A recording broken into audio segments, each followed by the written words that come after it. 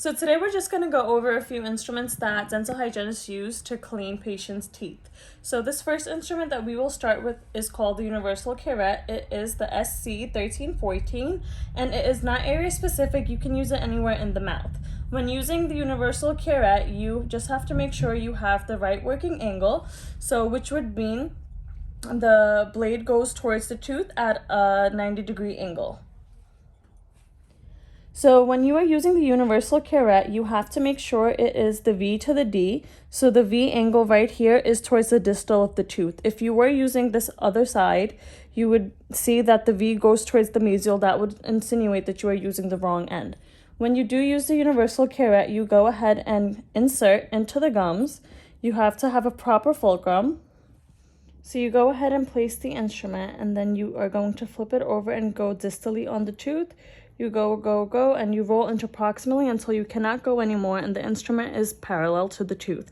Then you go ahead and take out the instrument and place it right by the tooth, and you go and you start moving right along the tooth until you cannot roll, and you go interproximally until you cannot go anymore.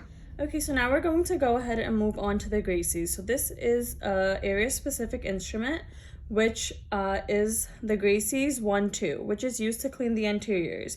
So we use it from the canine to canine.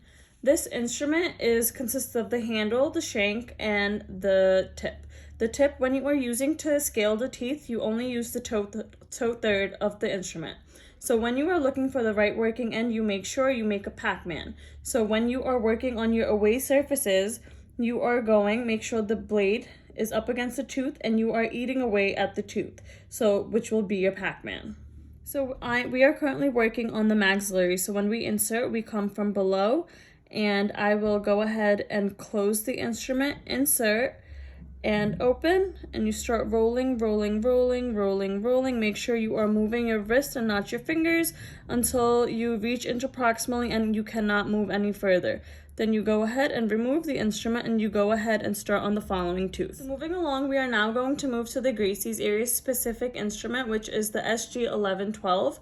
This instrument is focused on the posterior teeth when you are cleaning mesially to buccal surfaces. So when you go ahead and place the instrument, make sure the blade is up against the tooth. So make sure you have the right working end. We are going to be working on the maxillary left side. So when you are holding the instrument, make sure your cushions of your fingers are holding the handle, then your middle finger is up against the shank, and when you are inserting the instrument, make sure your fulcrum is 2 to 3 teeth away from your tooth that you are working on. But also make sure when you are working, your 3 fingers remain intact. You make sure you have a steady fulcrum. So when placing the instrument, make sure you close, insert, open, and activate. So then you start rolling as soon as the curvature of the tooth goes. You're going to make slow and steady strokes and keep it moving until you reach interproximally where you cannot move any further and your instrument is parallel to the tooth.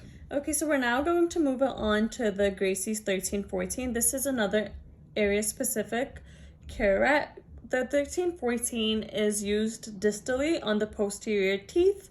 When using this instrument, just like the other instruments, make sure you open, insert, you close, open, and insert. Make sure you are also working on your activation, angulation, and adaptation. So once you are going to go ahead and start using the instrument, once again, make sure the blade is up against the tooth. So you are looking at it right here. You go ahead and we are going to work on the maxillary left once again. So I'm going to go ahead and place the instrument. When placing the instrument, once again, make sure you have the correct working end. So this is the V to the D when placing the instrument.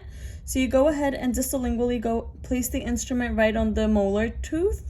Place the instrument when you close. So you are subgingiva and you start rolling as you're making small strokes.